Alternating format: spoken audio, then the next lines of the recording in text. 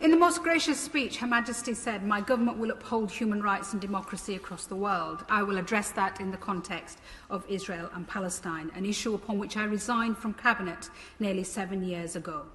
I saw then at the heart of government what we see now, our government simply failing to implement its own stated policy.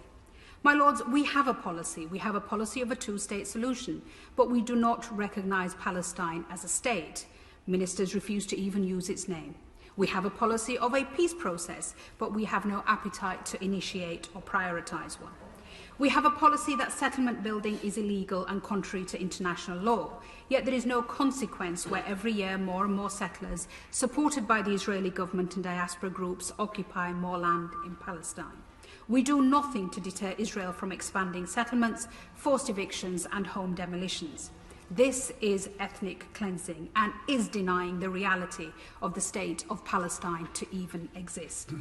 Our policy is that East Jerusalem is an integral part of a future Palestinian state, and yet we do nothing as extremists barge into homes terrorising Palestinian families who've lived there for generations.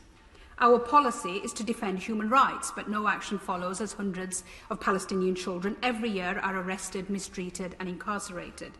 Our policy is supporting international accountability and funding the International Criminal Court, but we oppose the ICC's investigation into war crimes in Palestine. Each time, my Lords, we fail to implement our own policy, we send out the message to an ever-extremist right-wing Israeli government that there will be no cost or consequences for its treatment of the Palestinians. This total impunity is feeding Israel's prolific rise in far-right extremism, leaving a society fighting for its very soul. My Lords, often when we look at periods in history that were so overwhelmingly unjust, so clearly unfair, and where in retrospect we see appalling human rights abuses and cruelty, the way we rationalise the lack of action at the time is by saying we would have done more if only we knew then what we know now. So I want to put on record what we know now, so that there can be no doubt in future generations that we knew. We know about the dispossessions in Sheikh Jarrah, about the chants of death to Arabs in Jerusalem, about the attacks on worshippers in Al-Aqsa, about the attacks outside the Church of the Holy Sepulchre. We know in the West Bank, Palestinians and Israeli settlers live side by side, the former legally but under military law without the most basic of utilities, the latter 630,000 strong and growing, illegally present yet governed by civilian law and living in relative luxury. Two peoples in the same land, but with differing legal systems and even separate roads to the same place. So we know, my Lords, as documented by Human Rights Watch, that the threshold has passed for the international war crime of apartheid and persecution.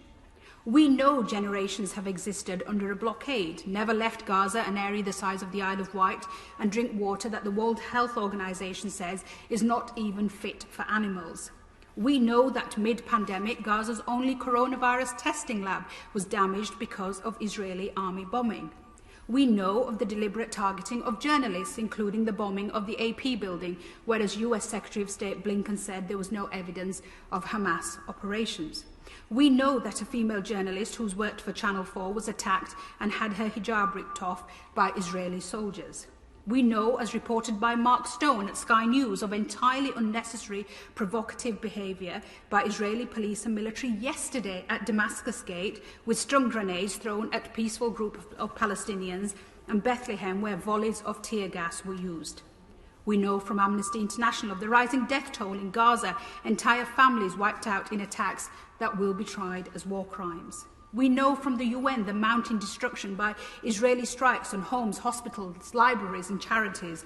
And we know about the incitement of hatred on official Israeli government platforms only this week on Twitter, posting verses from the Quran over a photo of bombs dropping on Gaza in an offensive attempt to argue that Palestinian destruction was ordained in Islam.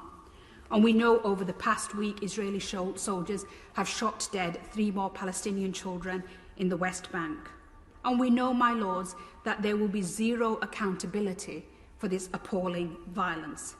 And our silence in the face of this makes our position, as I said when I resigned in 2014, morally indefensible. So I ask the government to acknowledge that you know, we all know, And in conclusion, I urge the government to stop responding to narrow political interests and listen to the Israelis and Palestinians who stand together to call for an end to occupation, to Israeli Jewish human rights organisations such as B'Tselem, and to the ex-Israeli soldiers of Breaking the Silence who, in the face of horrendous abuse, continue to speak the truth and point out how there is no military solution. I urge noble lords across the House to win the BAFTA-winning film The Present by Farah Nablusi, which in 20 minutes of heartbreaking storytelling lays bare the daily aggression of occupation and checkpoints. And I ask my noble friends, what can they say today from that dispatch box to Palestinians who want occupation to end? How do we ensure that our policy of the two-state solution is not a simple fig leaf policy to hide inaction, but a reality for the people of Israel and Palestine?